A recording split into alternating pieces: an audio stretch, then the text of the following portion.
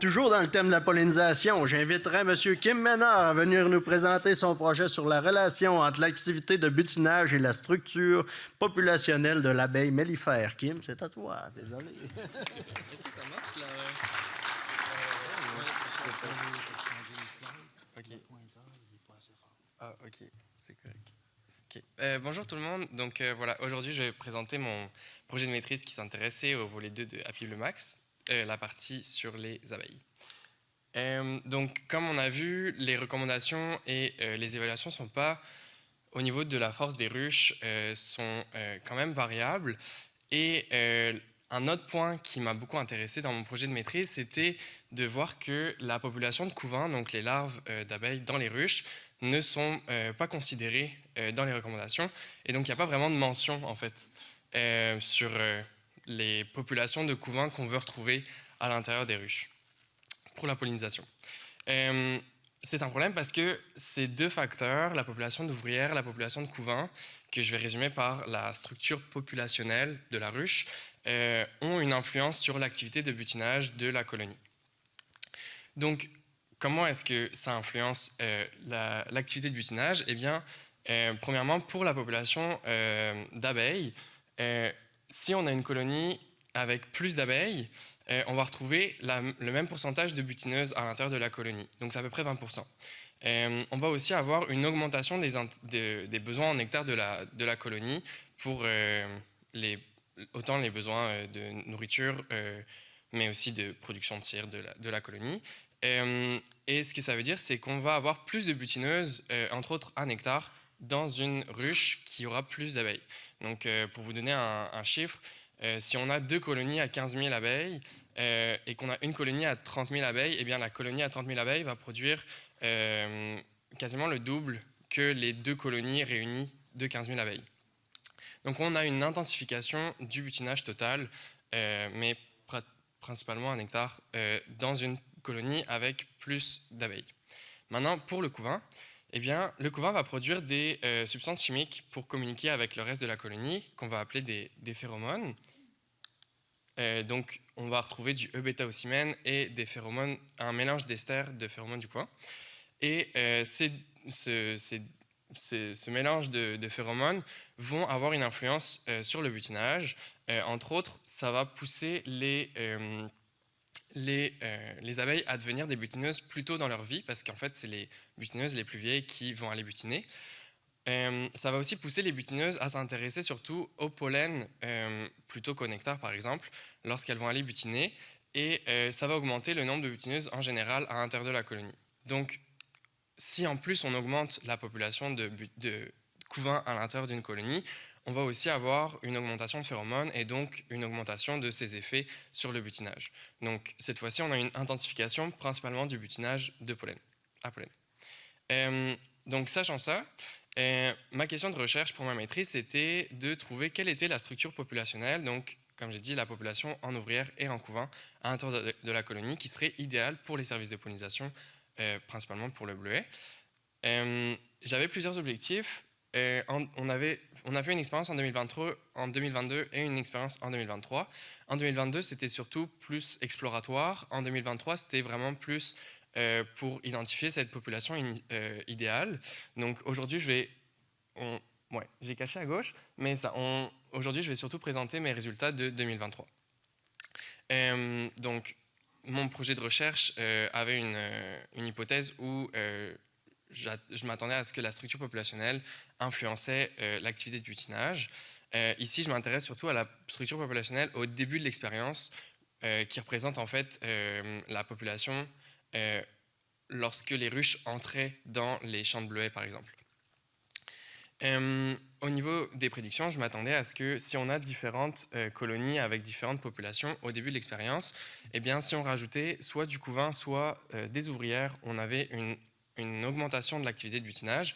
Et si on ajoutait les deux populations, on aurait un effet interactif et donc on aurait encore plus, on aura une augmentation encore plus importante au niveau de l'activité de butinage. Donc, ce qu'on a fait en 2023, on avait 23 colonies au début de l'expérience. On en avait juste 22 pour la dernière date en juillet. Donc on a pris au 26 mai, on a ajusté les réserves de nourriture des colonies. On a donc enlevé les réserves de nectar et de pollen. On a rajouté un nourrisseur cadre avec du sirop dans les colonies. Et on a rajouté aussi des pâtisses de pollen pour les suppléments en protéines. Au 1er juin, on a évalué les ruches en ouvrières et en couvains, et ensuite on a réajusté les populations pour avoir les groupes qu'on voulait avoir spécifiquement. Et on a aussi pesé les ruches.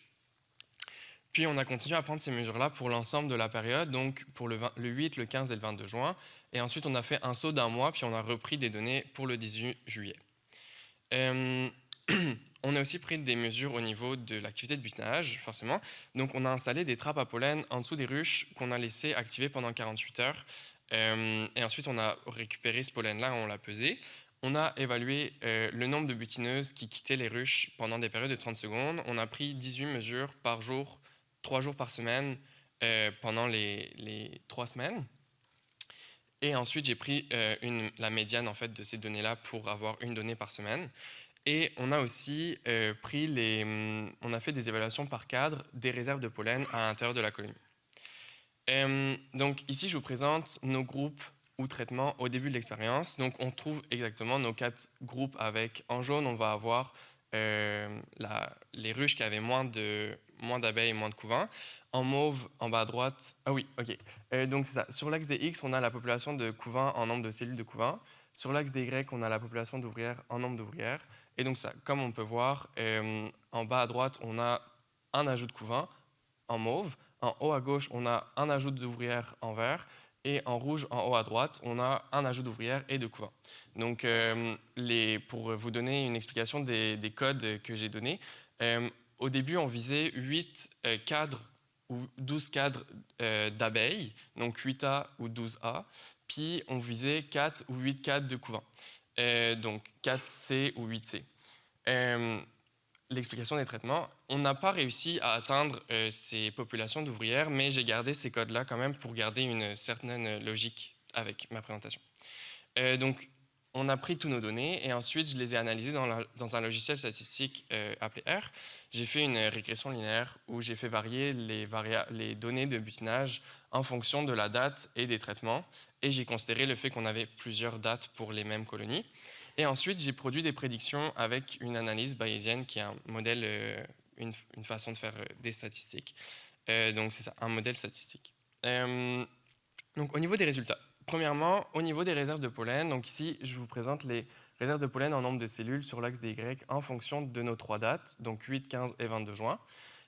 Pour nos 4 traitements, donc, on retrouve la distribution de chacune de nos réserves de pollen pour nos traitements, et les petits points, c'est en fait les dates réelles donc, de chaque colonie. Donc ici, on voit qu'on n'avait pas de différence entre nos traitements. Sinon, j'aurais rajouté une petite lettre pour montrer qu'il y avait une différence statistique entre nos traitements.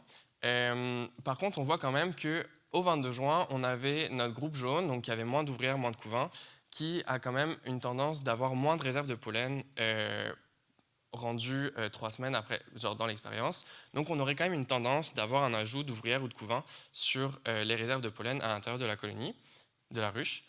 Donc avec notre expérience, on n'a pas pu montrer que ajouter des ouvrières ou du couvain, ça augmentait les réserves de pollen. Par contre, un point important à mentionner, c'est que notre expérience avait moins de variabilité, de différence entre les traitements, entre autres au niveau du couvain, mais aussi un peu au niveau des abeilles, que les autres expériences qui ont pu être faites sur avec le même modèle expérimental. Maintenant, pour les trappes à pollen, cette fois-ci, sur l'axe des Y, on a le pollen récolté donc, par trappe à pollen. Donc, j'ai divisé le poids par le nombre d'heures durant lesquelles on a activé les trappes. Et ici, on voit que dès la 2e semaine, on a des différences statistiques qui perdurent jusqu'à la 3e semaine.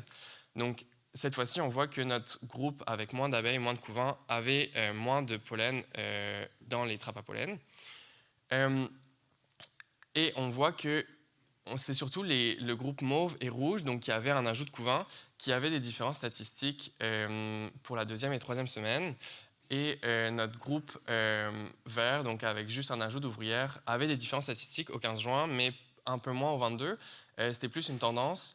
Donc cette fois-ci, et on voit que le groupe rouge n'a pas mieux performé que le groupe mauve ou vert. Donc il n'y avait pas forcément un effet interactif.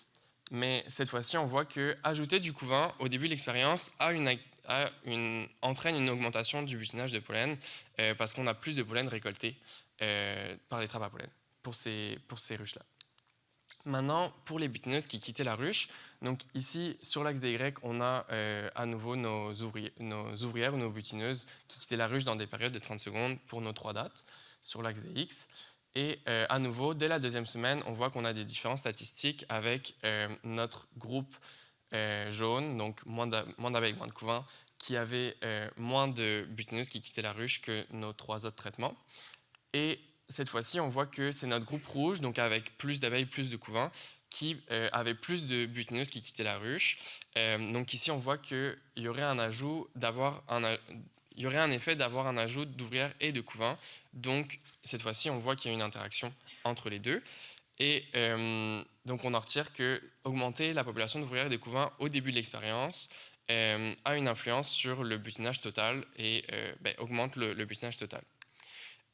Finalement, avec le poids des ruches, donc ici j'ai pris le poids cumulatif normalisé. Ce que je veux dire, c'est que la première date, au 1er juin, j'ai soustrait le poids des ruches aux autres dates et on voit que donc c'est la ligne pointillée qui est comme le poids de départ.